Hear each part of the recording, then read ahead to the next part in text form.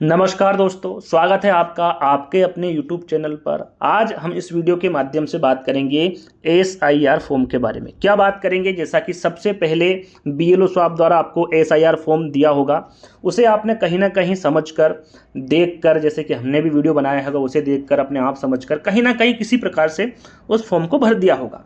उसके बाद आपने BLO साहब को जमा कर दिया। अब कहीं ना कहीं बहुत सारे लोगों के कमेंट्स आ रहे हैं कि सर हमारे द्वारा कुछ गलती हो गई है। जैसे कि ये फॉर्म दिया हुआ है, यहाँ पर नाम में, एपिक नंबर में या माता पिता का नाम आपने लिखा है, उनके संबंध में आपने गलती कर दी है, या फिर माता की जगह पिता का नाम लिख दिया है, संबंध में पिता की जगह पति का नाम लिख दिया है। तो कहीं ना कहीं किसी न किसी प्रकार की आपसे छोटी से छोटी यदि आपसे गलती हो गई है और आपने फॉर्म जमा कर दिया है, तो उस स्थिति में आपके साथ क्या हो सकता है। 2025 और 2003 की लिस्ट में जिसका नाम नहीं है, जिसमें आपके माता पिता दादा दादी किसी का नाम नहीं, उस स्थिति में आपके साथ क्या हो सकता है, इन दोनों पे बात करेंगे। कि आपके घर नोटिस जारी हो सकता है, यदि नोटिस जारी हो गया तो उस कंडीशन में आपको क्या करना है, आपके पास किस किस प्रकार के कागजात होने चाहिए। यानी कि आपने जब फॉर्म जमा कर दिया है तो 4 दिसंबर तक, जैसे कि मैंने यहाँ पर 4 दिसंबर लिखा है, इसका मतलब ये है कि 4 दिसंबर तक ही फॉर्म जमा होंगे, उसके बाद फॉर्म जमा होना बंद हो जाएंगे। उसके बाद एक लिस्ट जारी होगी, उसमें आपका नाम नहीं है, तो क्या होगा, कुछ गलती आपने कर दी तो क्या आप कर सकते हैं, ये वीडियो के माध्यम से सारी जानकारी में एक एक करके आपको दूंगा। तो आपको क्या करना है भैया, वीडियो को लाइक करना है, आराम से वीडियो को देखना है, अच्छा लगे तो कमेंट्स कर देना है, और ज़्यादा ही अच्छा लगे तो चैनल को सब्सक्राइब कर लेना है। ऐसे ही इन्फॉर्मेशन वीडियो चाहिए तो कुछ और कमेंट से आपके मन में कुछ और जानकारी चाहिए तो भी आप कमेंट के माध्यम से बता सकते हैं। चलिए, सबसे पहले ये वाली जो जानकारी है वो मैं यहीं पर आपको बता देता हूं कि भैया आपका फॉर्म गलत हो गया है तो क्या आपके घर नोटिस आ सकता है। तो मेरा आंसर है, और आयोग का आंसर है, नहीं आ सकता। क्या है भैया, नहीं आ सकता। यानी कि जिसका नाम 2003 की लिस्ट में है या नहीं है, उन्होंने फॉर्म भर दिया है, तो उनके घर किसी प्रकार का नोटिस नहीं आएगा। अब किस कंडीशन में नहीं आएगा वो भी मैं आपको बता देता हूं। जैसे कि आपने फॉर्म भर दिया, आपका नाम गलत हो गया, या फिर एपिक नंबर वगैरह, माता का नाम या फिर आपका जो सरनेम है वो गलत हो गया, तो उस स्थिति में आप जमा किसके पास करेंगे फॉर्म, BLO साहब के पास। कहाँ पर करेंगे, थोड़ा सा यहाँ पर खाली जगह में हम थोड़ा सा वो समझने का प्रयास करेंगे। किसके पास जमा करेंगे भैया, आप BLO साहब के पास। इनके पास जाकर आपने जमा कर दिया, बाद में आपको पता चला कि भाई इस प्रकार की हमसे गलती हो गई है, तो BLO साहब क्या करेंगे, जब ऑनलाइन उसे चढ़ाएंगे, जब BLO साहब ऑनलाइन आपके फॉर्म को चढ़ाएंगे, जो भी गलती आपने की है, जैसे ही वहाँ पर लिखेंगे और जैसे वहाँ पर सबमिट पर क्लिक करेंगे, आपका फॉर्म क्या होगा, जमा नहीं होगा। क्या नहीं होगा भैया, जमा नहीं होगा। वहाँ पर एरर कुछ भी शो हो जाएगा, लेकिन आपका फॉर्म जमा नहीं होगा। उस स्थिति में क्या करेंगे BLO साहब, उनके पास भी आपकी सारी जानकारी है, 2003 की लिस्ट है उनके पास में। यानी कि जो जो जानकारी आपकी चाहिए, जो फॉर्म में भरी जा रही है, वो सारी जानकारी उनके पास रखी हुई है। कहीं ना कहीं आपके हाथ गलती हो जाती है तो जो BLO साहब है उस जानकारी को उस फॉर्म में सुधार देंगे, और आपका जब ऑनलाइन फॉर्म जमा करेंगे, यानी कि ऑनलाइन जब आपका फॉर्म चढ़ाएंगे, तो उसमें सही सही जो गलती आपने की है उसको खुद स्वयं सुधार देंगे, क्योंकि वो जब तक नहीं सुधारेंगे तो कहीं ना कहीं जो फॉर्म है वो सबमिट नहीं होगा। तो ये जो गलतियां आपसे हुई है, निश्चिंत हो जाइए, किसी प्रकार से आपको घबराना नहीं है। वो सारी फ्लिप वो अपने आप कर देंगे। जैसे एपिक नंबर में गलती हुई, जैसे एपिक नंबर डालेंगे, ये मैं एक उदाहरण दे रहा हूँ आपको, तो लेगा ही नहीं है ना, जो ऑनलाइन जो फॉर्म चढ़ रहे हैं वो लेगा ही नहीं, कहीं ना कहीं वो रिजेक्ट कर देंगे। उस स्थिति में वो खुद स्वयं देखेंगे भाई क्या गलती हो रही है, कहाँ पर गलती हो रही है, आपके जो 2003 की लिस्ट में क्या नाम था, सारी चीज़ें वो मिलान करेंगे। उसके बाद आपका ऑनलाइन फॉर्म चढ़ाएंगे। तो ये आपका जो पहला प्रश्न था ये वाला है ना, कि आपका फॉर्म गलत हो गया है तो क्या आपके घर नोटिस आ सकता, तो नहीं। तो इसकी जानकारी मैंने आपको बड़ी इत्मीनान से और बड़ी साधारण तरीके से दी है ना। 4 दिसंबर हो या कुछ भी, कोई सा भी दिसंबर हो, यानी कोई सी भी तारीख हो, आपको किसी प्रकार से घबराने की आवश्यकता नहीं है। अब भैया इनका क्या होगा, जिनका नाम ना तो 2025 की लिस्ट में है और ना ही 2003 की लिस्ट में है, अब इनके साथ क्या हो सकता है, इसके बारे में हम आपको बता देते हैं कि क्या इनके घर नोटिस आ सकता है, क्या इनके घर नोटिस आ सकता है। तो मेरा आंसर और आयोग का आंसर है हाँ, बिल्कुल आ सकता है। लेकिन आपको घबराने की आवश्यकता नहीं है किसी प्रकार से। यदि आप भारत के नागरिक हैं तो किसी प्रकार से घबराने की आवश्यकता नहीं है। ठीक, ये मैंने आपको क्लियर कर दी। अब किस स्थिति में आ सकता है, जैसे कि मैंने आपको बताया, जैसे कोई शादीशुदा महिला है ना, खुद का नाम तो है नहीं 2003 की लिस्ट में, लेकिन उनके जो दादा दादी है, उनके माता पिता है या फिर कोई रिलेशन में है, उनका नाम भी 2003 की लिस्ट में नहीं है ना। तो वो क्या करे उस कंडीशन में, ये बहुत बार ये क्वेश्चन पूछा गया है। तो आपको कुछ नहीं करना है, जैसे कि मैंने आपको बताया नहीं कि भाई 2025 और 2003 की लिस्ट में आपका नाम नहीं है और बीएलओ साहब ने आपको फॉर्म दिया है, तो बिल्कुल आप उस फॉर्म को भर के दीजिए।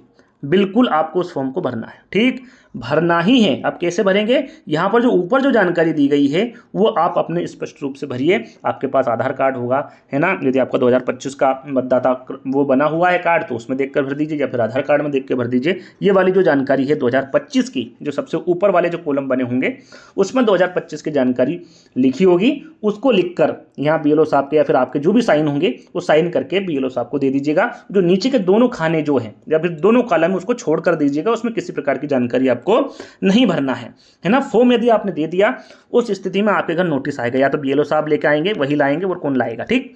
4 दिसंबर जब फॉर्म जमा हो जाएगा और जब लिस्ट जारी होगी उसमें आपका नाम नहीं होगा, तो बीएलओ साहब उनके द्वारा या किसी के माध्यम से आपको नोटिस जारी होगा। और नोटिस से आपको घबराना नहीं है। नोटिस में क्या होगा वो भी मैं आपको बता देता हूँ। भाई नोटिस जब आता है तो उसके पहले ही चुनाव आयोग द्वारा आपको, जैसे कि पता है कि भाई 12 राज्यों में एसआईआर हो रहा है, तो पहले मैं जो बोल रहा हूँ उसको समझिएगा, यहाँ पर ध्यान मत दीजिएगा।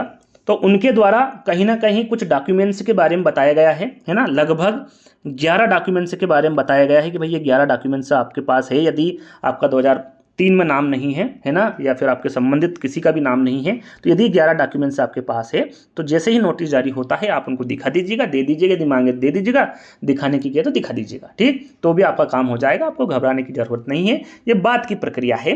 तो यहाँ पर उससे पहले मैं आपको समझाना चाहूँगा कि भाई किस स्थिति में आपके ये घर नोटिस आ सकता है और नहीं भी आ सकता है। जैसे कि यहाँ पर स्पष्ट लिखा हुआ है कि वोटर की पहचान और नागरिकता की जांच कैसे करें। यहां पर देखिए 1, 2, 3, 4 प्रकार से की जा सकती है। अब वो 4 प्रकार कौन से भैया, कि जब जन्म 1 जुलाई 1987 से पहले 2003 की वोटर लिस्ट में नाम है तो कोई दिक्कत नहीं है, आप भर सकते हैं, फॉर्म आपने भरा भी होगा, ठीक। ये तो जिनका नाम है उस स्थिति में हो गई भाई भैया बात।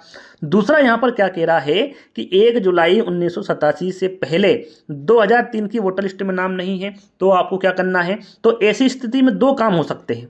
एक काम ये हो सकता है कि आपके जो रिश्तेदार है, जैसे कि मैंने आपको बताया दादा दादी, दादा दादी, आपके माता पिता या जो संबंधित आपके हैं, यदि वो हैं तो उनसे आप फॉर्म भर सकते, कोई दिक्कत नहीं है। वो नहीं है तो जैसा कि मैंने आपको बताया कि जो 11 डॉक्यूमेंट्स हैं उसमें से किसी एक डॉक्यूमेंट्स की आपको आवश्यकता होगी। ये मैं थोड़ा समझा दूं, उसके बाद उन 11 डॉक्यूमेंट्स के बारे में आपको बताऊंगा। आपने यदि फॉर्म भर दिया है, जैसे कि 2025 की जानकारी दे दी है और नीचे की जो दोनों कॉलम है उसकी जानकारी आपने नहीं भरी है और बीएलओ साहब को जमा कर दिया है, जो मैं 11 डॉक्यूमेंट से बताऊं उसमें से एक ना एक निकाल के रखिएगा। और बड़े साधारण से डॉक्यूमेंट्स हैं, आपके घर में होंगे ही होंगे, है ना। तो उसके बात क्या होगा भैया, पहली जानकारी दे दी, दूसरे नंबर की जानकारी दे दी, तीसरे नंबर पर क्या है कि जब जन्म 1 जुलाई 1987 से और 2 दिसंबर 2004 के बीच हुआ है। अब यहाँ पर 1987 और 2004 के बीच में यदि आपका जन्म हुआ है तो उस स्थिति में आप क्या करेंगे, जिसको क्या करना है, जिसका नाम है, जैसे कि हम उदाहरण का जाने तो राम नाम लिख लेते हैं। जैसे कि राम यदि कोई फॉर्म भर रहा है तो इसका स्वयं का एक डॉक्यूमेंट्स, जो मैं 11 डॉक्यूमेंट्स से बताऊंगा, उस स्थिति में 11 डॉक्यूमेंट्स में से एक डॉक्यूमेंट्स किसका चाहिए, राम का चाहिए। उसके बाद में माँ या पिता का, यानी कि दोनों में से एक का डॉक्यूमेंट्स चाहिए, जो 11 डॉक्यूमेंट्स में आपको बताऊंगा। ये समझ गए, इतनी सी बात आपको समझना है कि भैया 1 जुलाई 1987 से यानी 2 दिसंबर 2004 के बीच में आपका जन्म हुआ है तो अपना एक डॉक्यूमेंट्स चाहिए, साथ में माता या पिता दोनों में से एक का डॉक्यूमेंट्स आपको चाहिए, ठीक। उसके बाद की बात करें, जैसे मैंने 3 आपको समझा दिए हैं। चौथे नंबर पर आता है कि यदि आपका जन्म 2 दिसंबर 2004 के बाद हुआ है, जाहिर सी बात है भैया 2003 की लिस्ट में आपका नाम होगा नहीं। अब ऐसी स्थिति में आप क्या करेंगे कि एक तो अपना डॉक्यूमेंट्स 11 में से जैसे एक डॉक्यूमेंट्स है जन्म प्रमाण पत्र, तो जन्म प्रमाण पत्र आपका है तो बिल्कुल आप अपना, है ना, जैसे मैंने राम लिखा ना, तो राम का एक आपका जन्म प्रमाण पत्र होना चाहिए। और यहाँ पर मैंने क्या बताया था, माँ या पिता का एक होना चाहिए, लेकिन 2004 की स्थिति में ये बदल जाएगा। क्या बदलेगा भैया, उसमें पिताजी का भी एक डॉक्यूमेंट्स चाहिए और माताजी का भी एक डॉक्यूमेंट्स चाहिए, यानी दोनों के एक एक डॉक्यूमेंट्स लगेंगे इन 11 डॉक्यूमेंट्स में से। अब ये 11 डॉक्यूमेंट्स कौन से हैं उनके बारे में आपको बता देता हूँ। ये रहे 11 डॉक्यूमेंट्स, थोड़ा सा आपको यहाँ पर ब्लर दिख रहा होगा, तो उसके उसका भी मैंने यहाँ पर निराकरण कर दिया है, यहाँ पर लिख दिया है ये चीज़, है ना। ये क्लियर दिख रहा है आपको अब? हाँ ठीक। ये 11 जो डॉक्यूमेंट्स हैं, चुनाव आयोग द्वारा मान्य कागजात की जो लिस्टें हैं उसमें 1 2 3 4 5 6 7 8 9 10 11, ठीक 11 डॉक्यूमेंट से हैं। अब इसमें आपके पास जन्म प्रमाण पत्र, देखिए ये तो सभी के पास होगा, नहीं है तो अभी समय है, बनवा लीजिएगा, वैसे होगा, है ना। जन्म प्रमाण पत्र है तो कोई दिक्कत नहीं है। यदि जन्म प्रमाण पत्र वैसे होगा जन्म प्रमाण पत्र, फिर भी नहीं है तो आपके पास पासपोर्ट होगा, पासपोर्ट नहीं है तो आपके पास जाति प्रमाण पत्र सभी ने बनाया होगा, है ना। सभी के जन्म जाति प्रमाण पत्र यदि ये हैं तो इसको रख लीजिएगा। मूल निवासी प्रमाण पत्र ये भी सभी के पास होगा भैया, यदि आप भारत के मूल निवासी हैं तो आपके पास जरूर मूल निवासी पत्र, जाति प्रमाण पत्र, जन्म प्रमाण पत्र होगा। इन तीनों में से एक चीज़ आप दे सकते हैं, तीनों नहीं देना है। यानी कि जो 11 डॉक्यूमेंट्स मैं आपको बता रहा हूँ ये 11 ही आपको निकाल कर नहीं रखने हैं, आपको इन 11 डॉक्यूमेंट्स में से एक डॉक्यूमेंट्स आपके पास होना चाहिए। जैसे कि मूल निवासी प्रमाण पत्र ये 2 कागज ये और ये किए, है ना। अभी जो मैं बता रहा हूँ इनमें से ये जो 3 डॉक्यूमेंट्स हैं बड़ी आसानी से आपके घर में मिल जाएंगे। साथ में परिवार रजिस्टर की नकल, वन अधिकार प्रमाण पत्र, 10वीं या कोई पढ़ाई का सर्टिफिकेट, कहने का मतलब 10वीं के आपके पास मार्कशीट है, या फिर आपने ग्रेजुएशन किया है कहीं यूनिवर्सिटी से ग्रेजुएशन किया है तो वहाँ का सर्टिफिकेट या फिर वहाँ की मार्कशीट आप लगा सकते हैं, है ना। ये 2 चीज़ें थोड़ा सा होना संभव बहुत कम परिवारों के पास होती है, जो है उसके बारे में ज़्यादा मैं जानकारी आपको दे देता हूँ। जैसे कि 10वीं के बारे में मैंने आपको बता दिया, सरकार द्वारा दी गई ज़मीन या मकान के कागजात जो आपकी पावती होती हैं या फिर जो पट्टे होते हैं, कहीं ना कहीं सरकार द्वारा आपको ज़मीन दी गई होगी उसका पट्टा दिया होगा आपको, वो होना चाहिए, या फिर मकान बनाया होगा, ज़मीन आपको दी होगी उसका जो पट्टा होता है जैसे कि मैंने अभी आपको बताया, तो वो होना ज़रूरी है, वो भी होगा तो आपका काम चल जाएगा। 1 जुलाई 1987 से पहले का सरकारी आईडी सर्टिफिकेट, मतलब यदि आप सरकारी विभाग में थे, सरकारी कामकाज आप करते थे, सरकारी नौकरी आपकी थी तो भी आपका काम यहाँ पर चल जाएगा, ठीक। वो भी यदि आपके पास सर्टिफिकेट है तो भी आपका काम यहाँ पर बिल्कुल चल जाएगा।